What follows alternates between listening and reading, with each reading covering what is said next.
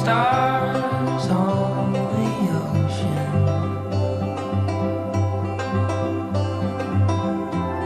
And fields of grass beneath the blue.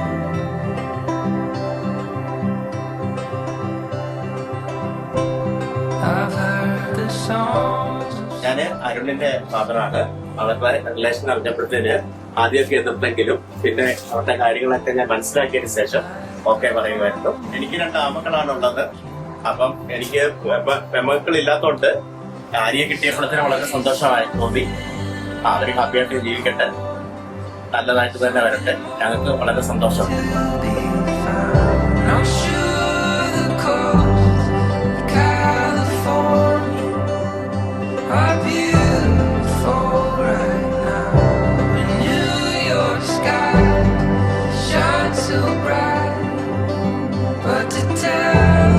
സത്യം പറഞ്ഞു കഴിഞ്ഞാൽ നമ്മുടെ എന്താ ഏറ്റവും വലിയൊരു സ്വപ്നമായിരുന്നു അല്ലെ ഇന്ന് പോവാണെന്നത്. എനിക്ക് ഓർമ്മയുണ്ടോ? ഞാൻ ഇതേപോലെ ലീഡില് പഠനം എല്ലാം കൂടെ കഴിഞ്ഞിട്ട് ഓർമ്മയുണ്ടോ? ജസ്റ്റ് ഇതിന്റെ ചോദിച്ചത്, എടി എനിക്ക് നീന്നെ ഭയങ്കരമായിട്ട് മിസ് ചെയ്യുന്നു. അപ്പോ അങ്ങനെ ഒരു ചോദിച്ച സമയത്ത് എനിക്ക് ഓർമ്മയുണ്ടോ? പറയാം എന്താ പറയുന്നത്?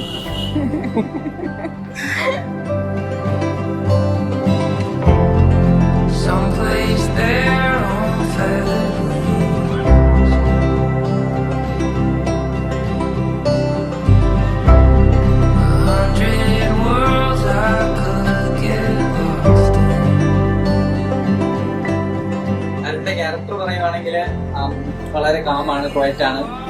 എന്ത് കാര്യം വന്നാലും പോസിറ്റീവായിട്ട് തന്നെ എടുക്കും.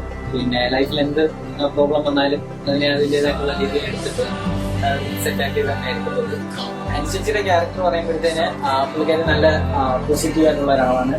പിന്നെ ചേട്ടനായിട്ടാണെങ്കിലും ഞാനായിട്ടാണെങ്കിലും അത്യാവശ്യം നല്ല കമ്പനിയാണ്. ഞങ്ങളുടെ ഫാമിലിയിലേക്ക് പുതിയൊരു ഗേളും കൂടെ വരികയാണ്. കാരണം ഞങ്ങളെല്ലാവരും ബോയ്സാണ്. അതിലൂടെ വെച്ച് നോക്കുമ്പോൾ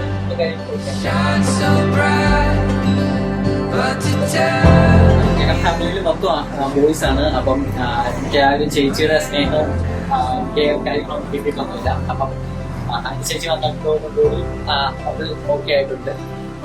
പിന്നെ എന്തായാലും ഞങ്ങളുടെ ഫാമിലിയിലേക്ക് വെൽക്കം.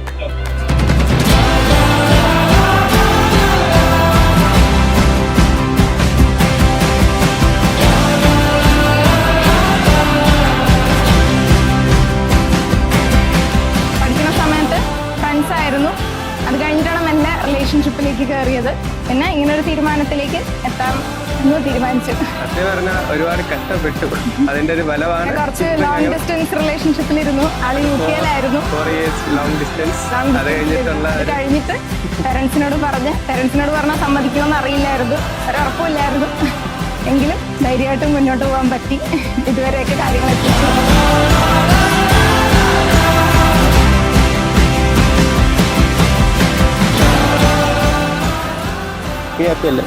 ഒരുപാട് ഹാപ്പിയാണ്. Don't let go. There ain't no love that's like